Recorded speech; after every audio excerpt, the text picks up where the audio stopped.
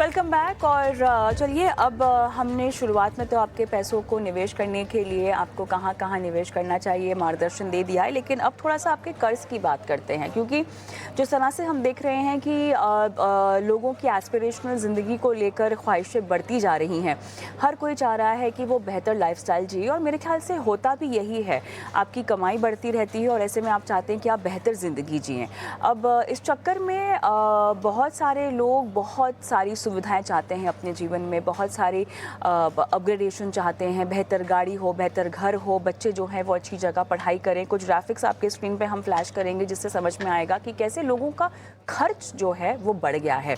अब हम जानते हैं कि जीएसटी दरों का रैशनलाइजेशन भी हो रहा है, यानी यहाँ पे 2 दरें जो है अब तय कर दी जाएंगी। जो 4 स्लैब्स थे उनको हटाकर प्रपोजल तो यही कह रहा है कि अब 2 दरें हो जाएंगी। अब ऐसे में लोगों का खर्च जो है वो ज़्यादा बढ़ जाएगा, क्योंकि चीज़ें सस्ती हो जाएंगी। आपको गाड़ी खरीदनी हो या जो भी चीज़ों पे हायर जीएसटी लगती है वो कम हो जाएगा।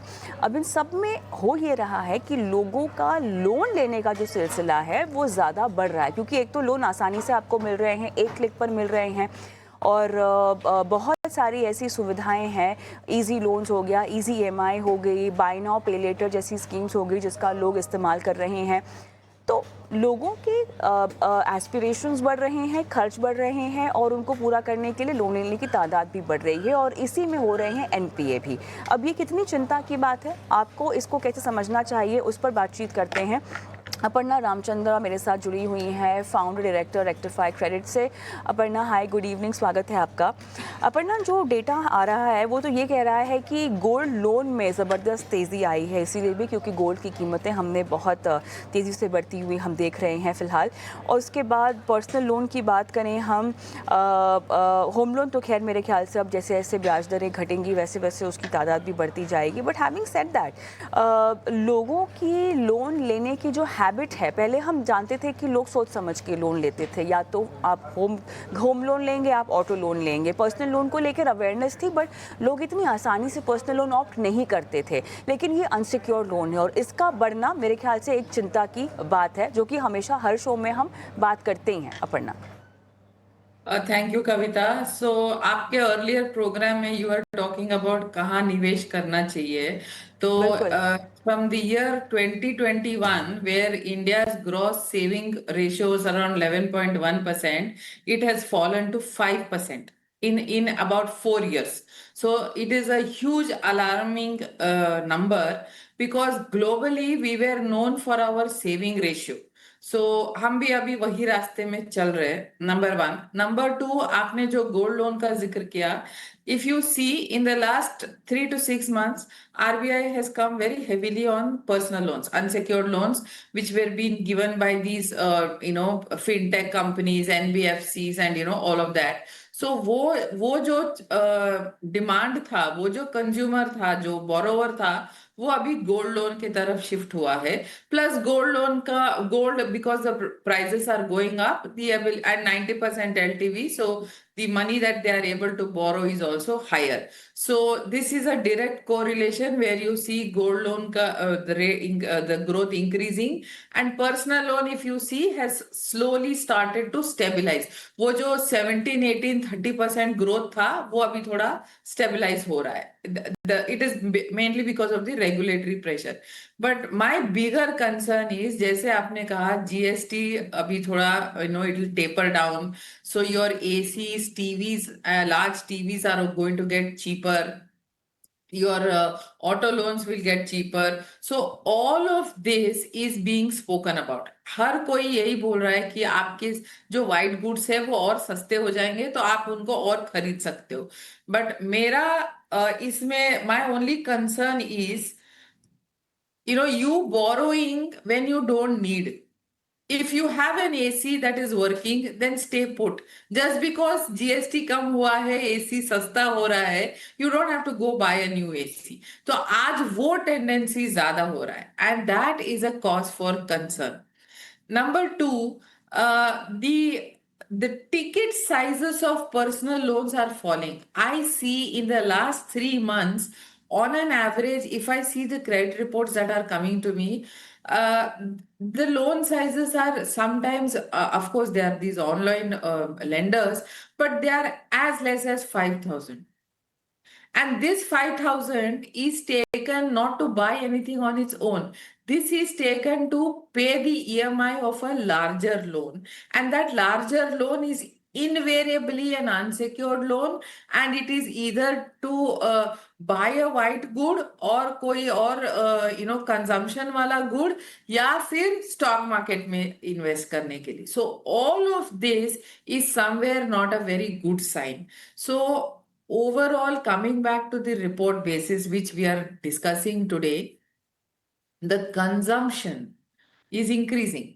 So, which is a good sign if you see the macroeconomics, because हाँ consumption increase hota hai, ability to spend increase hota hai, and there is a नहीं, circulatory लेकिन यहाँ effect पर in the एक और चीज़ जो कि अपर्णा, एक और चीज़ जो कि काफ़ी चिंता की है वो ये है कि जो हाउस होल्ड सेविंग्स है वो 27 साल के लो पर चली गई हैं। 2010 से हम देख रहे हैं कि इनकी जो मूवमेंट है वो बहुत ज़्यादा स्लो है। हाउस होल्ड डेट की अगर हम बात करें तो वो नए हाई पर पहुंच गया है। FY25 का लगभग 55% ऑफ पर्सनल डिस्पोजेबल इनकम है आपका हाउस होल्ड डेट।